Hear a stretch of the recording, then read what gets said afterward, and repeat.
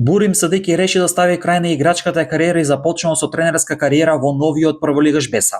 Садики, кој е играч со долгогодишно искуство во македонскиот фудбал, откако ја заврши кариерата како активен играч, сега ќе му биде помошник, односно асистент на шефот на стручен штаб Александар Таневски заедно со Филип Ѓорчевски.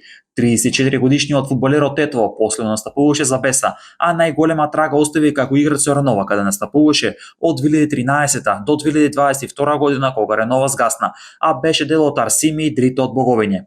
Им благодарам на сите соиграчи, администрацијата, председатели, целокупниот персонал за грижата и посветеноста на секој надпревар и секоја сезона. Иако денес завршувам на големо поглавје, сигурен сум дека мојата авантура се уште не е завршена. Секогаш ќе ги носам со себе вредностите и лекциите што ги научив од фудбалот. Фудбалот е повеќе од игра. Тоа е страст, живот. Вечно сум благодарен на сета подршка и љубов што ми ја дадоа за време на оваа незаборавна авантура. Ви благодарам Ренова, Дрита, Арсими и Беса за сите прекрасни моменти и за сите пријателства кои секогаш ќе ги носам во моето срце, рече Садики. Беса од Добридол за прв пат во својата историја ќе игра во првата македонска фудбалска лига.